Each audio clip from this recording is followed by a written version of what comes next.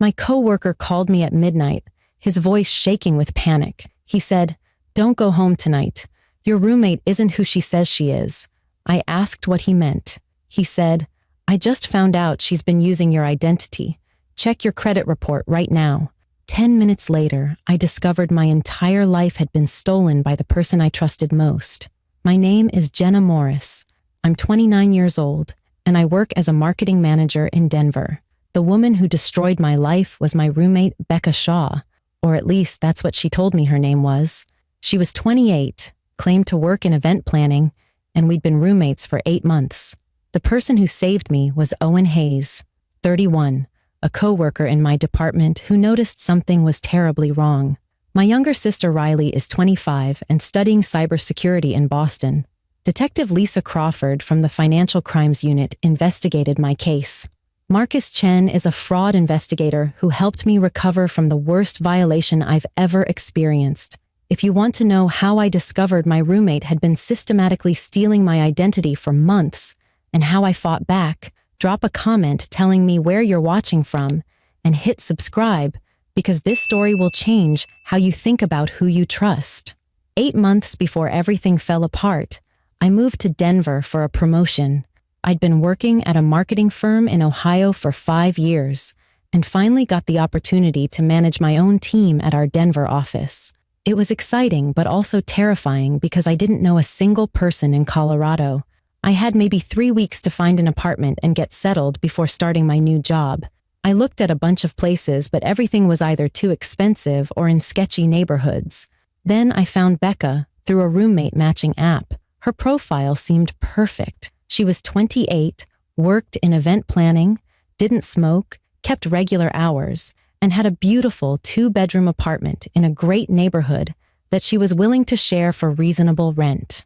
We met for coffee and clicked immediately. She was warm, funny, and easy to talk to. By the end of our meeting, I'd agreed to move in the following week. Living with Becca was genuinely great at first. She worked irregular hours because of her event planning job, sometimes gone for entire weekends for weddings or corporate events, so we had plenty of space from each other. But when we were both home, we got along really well. We'd cook dinner together, watch movies, talk about our days. Becca introduced me to some of her friends and helped me feel less alone in a new city. I felt incredibly lucky to have found not just a roommate, but an actual friend. She seemed genuinely interested in my life, asking questions about my family back in Ohio, my new job, my goals for the future. I appreciated having someone to talk to after long work days. When I had a stressful project deadline, Becca even offered to help me organize my paperwork and file away bills so I could focus on work. I thought she was being a thoughtful friend. We celebrated my birthday together in June. Becca threw me a surprise dinner with some of the people I'd met through her, and I felt like I was finally building a life in Denver. Everything seemed completely normal and healthy. Looking back now, I can see all the red flags I missed. There were small things that didn't quite add up, but seemed innocent at the time. A few times I came home to find Becca in my bedroom. She always had a reasonable explanation, like she was looking for a hairdryer or checking if I'd closed the window before a storm. Once I noticed my mail had been opened, and Becca said the mailman must have damaged it during delivery.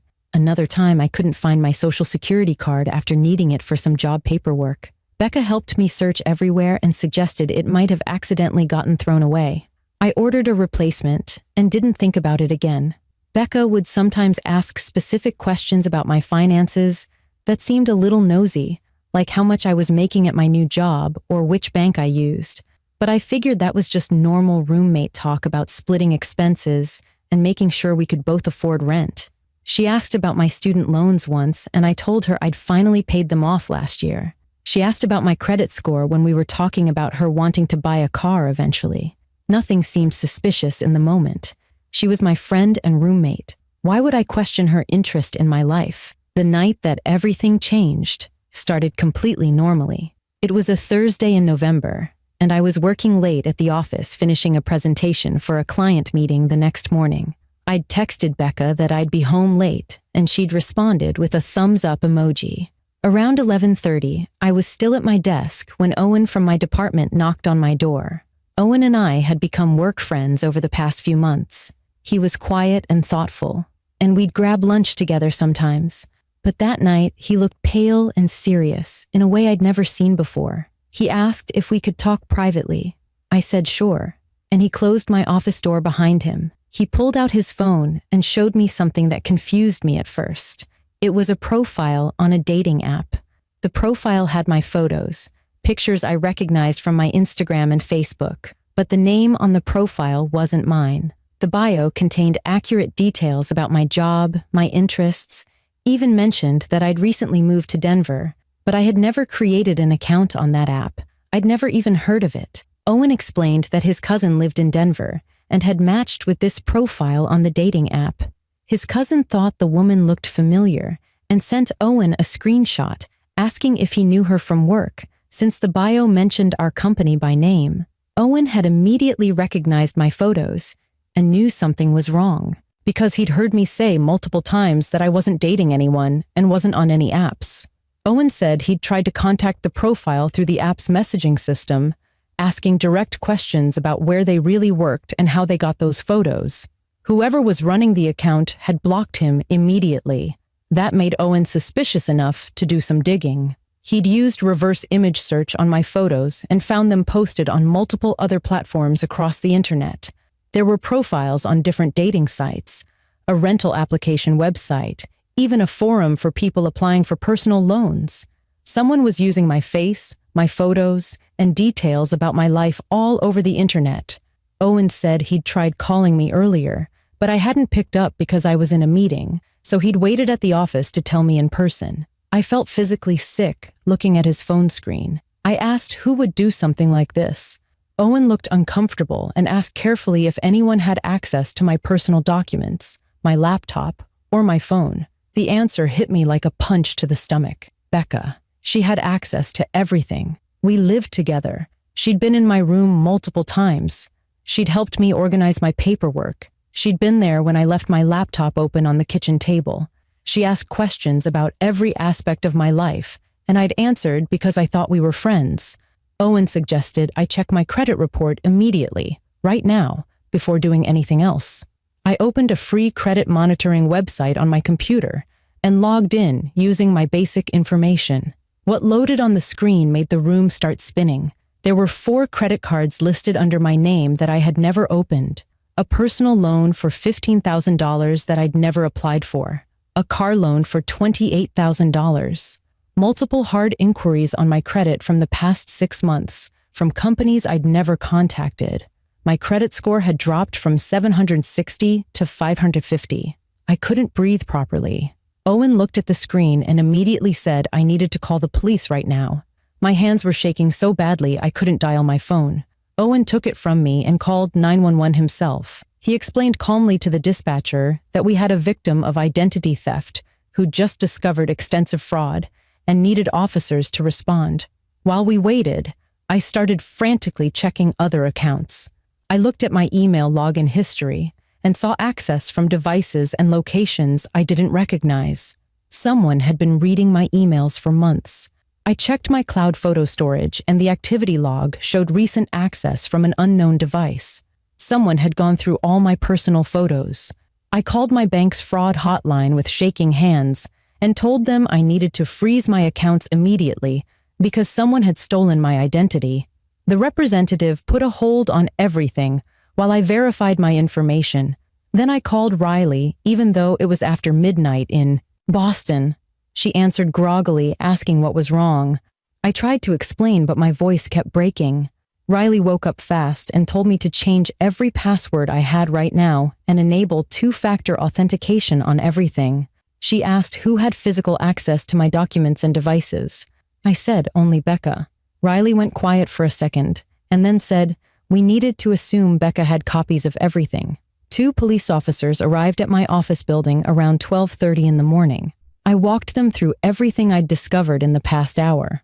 The fake dating profiles Owen found, the fraudulent credit cards and loans on my credit report, the unauthorized access to my email and cloud storage. I told them about Becca, how we'd been roommates for 8 months, how she'd had access to my personal space and documents, how she'd even helped me file paperwork. The officers took detailed notes and said they needed to speak with Becca as soon as possible. They asked if I wanted to go home or if I had somewhere else to stay tonight. I said there was no way I could go home and face Becca alone, not knowing what she'd done. Owen immediately offered to drive me to a hotel and said he'd wait with me until I was checked in safely. The officers said they would go to my apartment to make contact with Becca and that I should stay away until they'd completed their initial investigation. At the hotel, I couldn't even think about sleeping. I sat on the bed with my laptop and kept searching my name online, finding more and more evidence of my stolen identity. There were reviews posted under my name on websites I'd never visited, a resume on a job search site with my real education history, but fake work experience. Every discovery made me feel more violated and angry. Around 2 a.m, I got a call from Detective Lisa Crawford from the Financial Crimes Unit. She'd been assigned to my case and wanted me to come to the police station first thing in the morning to file a comprehensive report with all the documentation I could gather. Then she told me something that made my stomach drop even further. Officers had gone to my apartment, but Becca wasn't there. When they looked around with the landlord's permission, they noticed that Becca's bedroom looked partially cleared out. Her closet had empty hangers, drawers were half empty, and personal items seemed to be missing. She'd started packing and leaving before I even discovered what she'd done. Detective Crawford said something else that made everything even worse. In the basement storage area assigned to our unit, officers found a locked filing cabinet that neither the landlord nor I had known was there. When they opened it, they found documents that didn't belong to me. There were multiple fake driver's licenses with my photos, but different names on them, blank checks printed with my bank account information, photocopies of my social security card, birth certificate, and passport. But there were also documents for 3 other women I'd never heard of. Becca had been running an organized identity theft operation, and I was just her most recent target. Over the next few days, the full picture emerged, and it was so much worse than I'd imagined. Detective Crawford explained that the woman I knew as Becca Shaw wasn't who she claimed to be. The real Becca Shaw was a woman living in Florida who'd had her own identity stolen 2 years ago and still hadn't fully recovered. The person living in my apartment had stolen that woman's identity and used it to build a fake life in Denver.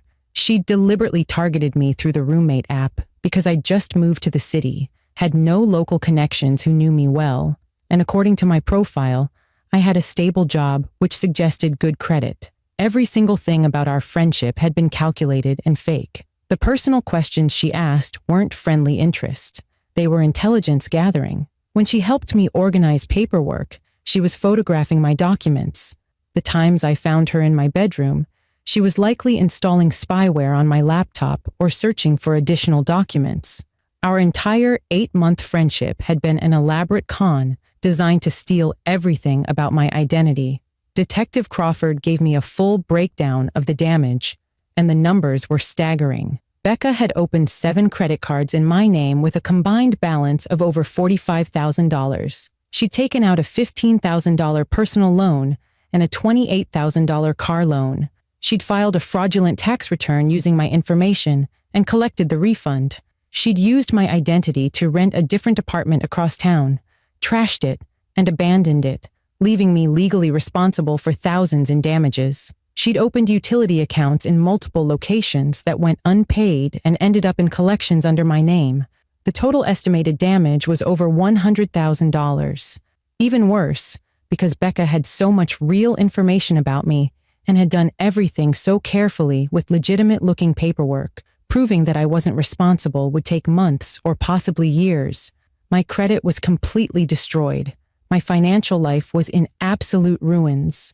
I refused to just accept this and let it destroy me. With Detective Crawford guiding me through the process, I filed formal police reports, submitted fraud affidavits to all 3 major credit bureaus, and started disputing every single fraudulent account. I hired Marcus Chen, a fraud investigator who specialized in helping identity theft victims recover.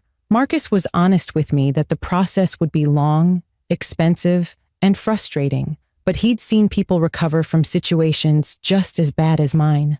We'd need to document absolutely everything: contact every financial institution involved and build an airtight case proving I was a victim and not a willing participant. Riley flew out from Boston to help me. She used her tech knowledge to track down every single place online where my identity had been used. We spent entire weekends going through documents, making spreadsheets, filing disputes, and making phone calls. My mom, Susan, sent me money to help cover the legal fees and living expenses since my bank accounts were frozen during the investigation. Detective Crawford's team was working to find Becca, or whoever she really was.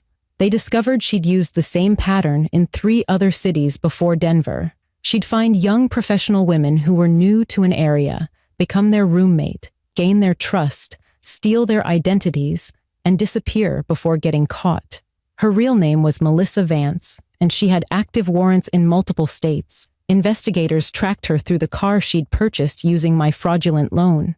She'd sold it to a dealership in Las Vegas. They got security footage from the dealership showing her and traced her to Henderson, Nevada, where she was finally arrested 3 weeks after disappearing from Denver. While Melissa sat in jail waiting for trial, I faced my own battle that felt just as overwhelming. I had to fight with every bank, credit card company, and loan institution to convince them I was a victim and not responsible for the debt. Despite having police reports and official fraud affidavits, the companies were incredibly slow to act. Some representatives actually suggested I must have been careless with my personal information or that I'd given Melissa permission to use my accounts. Others said I needed to prove the signatures on applications weren't mine, which meant hiring a handwriting expert I couldn't afford. One credit card company insisted I still owed them $4,300, even after I sent them copies of the police report 5 times. I hired a lawyer who specialized in identity theft cases because I was getting nowhere on my own. The legal fees kept piling up, but my mom took out a small loan to help me fight this. Owen organized a fundraiser at work, and my coworkers donated over $8,000 to help with my legal costs. Knowing people believed me and supported me gave me the strength to keep going when I wanted to give up. I became an expert on identity theft laws and victims' rights out of necessity. I learned about the Fair Credit Reporting Act and the Identity Theft and Assumption Deterrence Act. I learned which federal agencies to contact and how to escalate complaints when companies refuse to cooperate. Marcus taught me how to write effective dispute letters that cited specific laws and regulations. Riley helped me lock down all my digital accounts and taught me about security measures I'd never even considered before. Slowly, painfully, I started making progress. One credit card company finally agreed to discharge the fraudulent debt. Then another one followed. The personal loan was forgiven after 3 months of fighting. The car loan took 6 months, but was eventually resolved. Each small victory felt enormous after so much frustration. Detective Crawford kept me updated on the investigation into Melissa. She explained that Melissa was a skilled social engineer who'd studied psychology and manipulation tactics.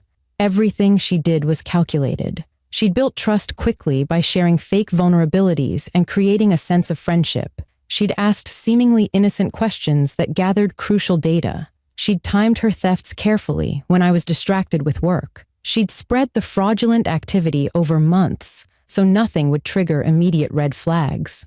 Understanding that this was professional-level manipulation helped me stop blaming myself for being stupid or careless. Melissa's trial was scheduled for 8 months after her arrest. I would have to testify and face the woman who'd pretended to be my friend while destroying my life. I worked with a victim's advocate to prepare my testimony, practicing how to stay calm and stick to facts. I wrote a victim impact statement describing how the identity theft had affected everything: my credit score, my ability to rent apartments, my mental health, my ability to trust anyone. The prosecutor told me my case was strong and that with the evidence from multiple victims across different states, Melissa would likely face serious prison time. When the trial finally began, I sat in the courtroom watching Melissa being led in wearing orange jail clothes. She looked so different from the warm, friendly Becca I remembered. Her hair was darker. Her expression was cold and blank. The prosecution presented mountains of evidence: the fake IDs and documents from my apartment's basement storage, digital forensics showing Melissa accessing my accounts from her devices, testimony from 3 other women in different states who'd been victimized the same way, financial records tracing the stolen money through various accounts. When I took the witness stand, I kept my voice steady and told my story clearly. I described how we met, how Melissa had gained my trust over months, the specific ways she'd accessed my personal information. I explained the financial damage and the year of work it took to start recovering. Melissa's defense attorney tried to suggest I'd been careless, but I calmly explained that I'd taken normal precautions and that Melissa had deliberately exploited our living situation to commit crimes. When the attorney asked how this affected me, my composure finally cracked. I said I no longer trusted people easily, that I'd spent thousands of dollars I didn't have fixing problems I didn't create, and that I'd lost countless hours of my life proving my own identity belonged to me. The other 3 victims gave similar testimony. One woman had been arrested for crimes Melissa committed using her identity. Another had been denied her dream job because of the destroyed credit. The pattern was undeniable and devastating. The jury took less than 4 hours to find Melissa Vance guilty on all charges. At sentencing, the judge called her crimes calculated and cruel. Melissa was sentenced to 12 years in federal prison and ordered to pay full restitution to all victims. When the sentence was read, I felt relief wash over me. Justice had been served, even though 12 years couldn't undo the damage. By the time of Melissa's trial, I'd already made significant progress recovering my identity and my life. 8 of the 10 fraudulent accounts had been resolved and removed from my credit report. My credit score had climbed back up by over 150 points, though it still wasn't where it had been before. The apartment damages had been forgiven after the landlord accepted the police report as proof I wasn't responsible. My tax issues with the IRS had been sorted out. I still had 2 accounts in dispute that were taking longer, but Marcus assured me they'd eventually be resolved. The total recovery process had taken over a year of constant fighting, phone calls, paperwork, and frustration, but I could finally see the light at the end of the tunnel. I'd learned more about credit systems, fraud law, and financial institutions than I ever wanted to know, but that knowledge made me feel powerful instead of helpless. After the trial ended, I made the decision to stay in Denver instead of running away from the city where everything had happened. I'd built real friendships here, especially with Owen, who'd literally saved me by paying attention and speaking up when something seemed wrong. I'd found a therapist who specialized in trauma from financial abuse and betrayal, and our sessions helped me process the complicated emotions that came with being deceived so completely by someone I'd trusted. I moved into a small studio apartment where I lived alone. I preferred that to the risk of another roommate situation, at least for now. I adopted a dog from a rescue shelter, a sweet mutt named Charlie, who was loyal and honest in ways that felt safe. Riley visited from Boston several times, and my mom came to stay for an entire month to help me settle into my new place and just be there for support. About 6 months after the trial, I was contacted by a victims advocacy organization that worked specifically with identity theft survivors. They asked if I'd be willing to talk with other victims who were just starting their recovery journeys. I agreed, thinking it might help me process my own experience, and I found it incredibly healing to guide others through the same system I'd fought so hard to navigate. I started volunteering regularly, offering practical advice about dealing with creditors, writing effective dispute letters, and maintaining hope during the long recovery process. I also began speaking at community centers and local colleges about identity theft prevention. I shared my story to help people understand how it really happens, that victims aren't stupid or careless, and that con artists like Melissa are skilled, professionals who exploit normal human trust. Through this advocacy work, I found real purpose in what had been the worst experience of my life. I learned to balance healthy caution with the ability to still connect with people. My therapist helped me understand that what Melissa did wasn't my fault, and that being open to friendship wasn't a weakness or a mistake. But I did change how I protected myself. I froze my credit so no one could open accounts in my name without me unfreezing it first. I started using completely unique passwords for every single account, and a password manager to keep track of them. I enabled two-factor authentication on everything. I checked my credit report every month instead of once a year. I was more thoughtful about what personal information I shared and who I shared it with. But I also reminded myself that protecting yourself doesn't mean distrusting everyone. It just means being informed and taking reasonable precautions that everyone should take. Despite all the trauma, some genuinely positive things came from the experience. I developed a much closer relationship with Riley through everything we went through together. I discovered I was far stronger and more resilient than I'd ever known. I became an advocate who's helped dozens of people recover from similar situations. Owen introduced me to one of his friends, a teacher named Alex, and we started dating slowly and carefully. I was honest with Alex from the beginning about what I'd been through and why I needed clear boundaries and open communication. He was patient and understanding, and we built something healthy and real. I even got promoted at work partly because my boss said she was impressed by how I'd handled such a difficult situation with determination and professionalism. 2 years after Owen knocked on my office door that night, my credit has completely recovered. Every fraudulent account is resolved. I've saved up an emergency fund again. I bought a car with my own legitimate auto loan. I still have moments of anxiety when I need to share personal information or when someone wants to get close quickly. But I have tools to manage those feelings and people I can talk to about them. Melissa Vance is 4 years into her 12-year sentence. And honestly, I rarely think about her anymore. What she did became a chapter in my life, not the whole story. I'm 31 now, and I've rebuilt everything she tried to destroy.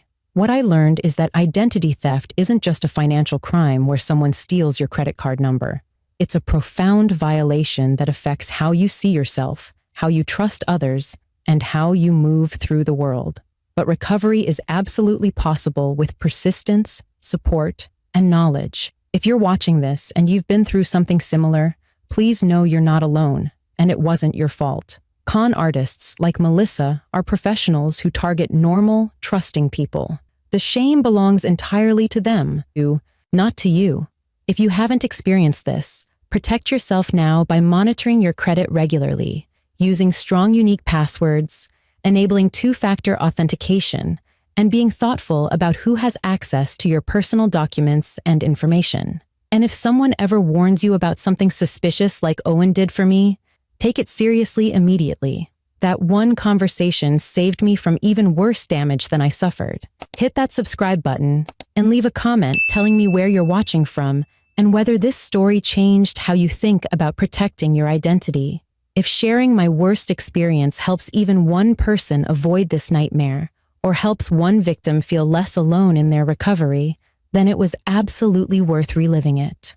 Trust people, but verify what you can. Protect yourself actively, not fearfully. And remember that even when someone destroys what you've built, you have the strength inside you to rebuild it even stronger than before.